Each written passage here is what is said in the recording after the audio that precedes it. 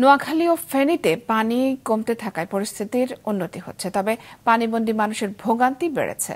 এখনও জলাবদ্ধ রয়েছে দুই জেলার বেশিরভাগ নিম্নাঞ্চল।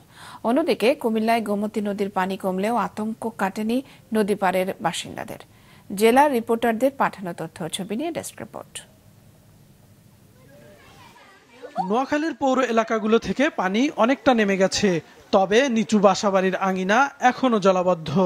এদিকে জেলার সদরসহ বিভিন্ন উপজেলার গ্রামীণ বেশিরভাগ সড়ক এখনও কয়েক ফুট পানিতে নিমজ্জিত। জেলায় এখনও পানিবন্দী প্রায় ১.৫ লক্ষাধিক মানুষ।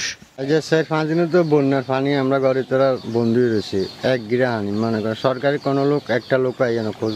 এদিকে গতকাল কবিরহাটের বিভিন্ন এলাকায় শুকনো খাবার ও বিশুদ্ধ পানি বিতরণ করেছে র্যাব। তবে জলাবদ্ধ এলাকাগুলোয় ত্রাণ না পৌঁছানোর অভিযোগ মানুষের। তাদের কি সমস্যা সেটা আমরা প্রথমত অ্যাসেস করে দেখি এবং পরবর্তীতে আমরা বিভিন্ন জায়গায় ত্রাণ এটাকে আমরা ত্রাণ বলবো না, এটাকে বলবো আমরা উপহার সামগ্রী হিসেবে আমরা আমাদের যারা জলাবদ্ধতা অবস্থায় আছেন তাদের কাছে আমরা পৌঁছে দিচ্ছি।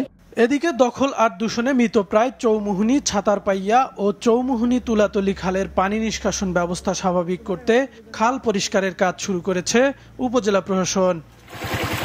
ফেনীর মুহুরী, কহুয়া ও সিলোনিয়া নদীর বন্যা নিয়ন্ত্রণ বাঁধের ৩৬টি অংশে ভাঙন দেখা দিয়েছে। পরশুরাম ও ফুলগাজীর নিম্নাঞ্চল ও নদী তীরবর্তী এলাকাগুলোর পরিস্থিতি ধীরে ধীরে স্বাভাবিক হচ্ছে। ছাগলনাইয়া সদর ও দাগনভূঞার লোকালয়ে পানি জমে আছে। আমরা আমাদের ঘরবাড়ি, আসবাবপত্র, পুকুরের মাছ সবকিছু হারাইছি, নিঃস্ব হয়েছি। আবার ঘুরে দাঁড়িয়েছিলাম ২০২৫ সালে এসে আবারও বন্যার একই পরিস্থিতি। কুমিল্লার গোমতী নদীর পানি কমলেও আতঙ্ক কাটেনি নদী তীরের বাসিন্দাদের। পুকুর আসলে একটা মাছ নিয়ে গেছে, ধান ক্ষেত পাকা ধান সব শেষ ভাই।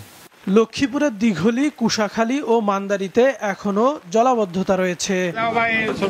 অন্যদিকে তিস্তা সহ কুড়িগ্রামের সবকটি নদ নদীর পানি কমে পরিস্থিতির উন্নতি হয়েছে। গেল ২৪ ঘন্টায় তিস্তার পানি ৪০ সেন্টিমিটার কমে বিপদসীমার ৭১ সেন্টিমিটার নিচ দিয়ে প্রবাহিত হচ্ছে। কাউসার আহমেদ, মাছরাঙ্গা, নিউজ ডেস্ক।